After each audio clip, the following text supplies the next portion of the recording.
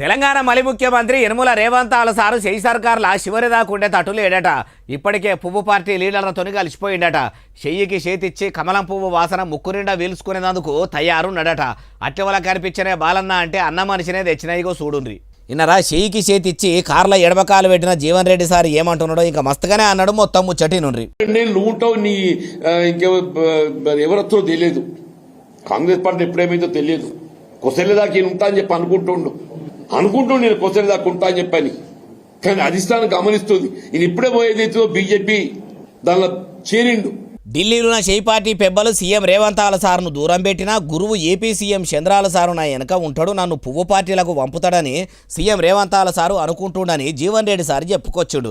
అయ్యా మాజీ MLC జీవనాల sir, ఇప్పుడు మీరు చెప్పే మాటలు ఎట్లున్నాయంటే కోడలకు బుద్ధి చెప్పి అత్త ఏమో చేసింది అన్నట్టే ఉన్నాయి.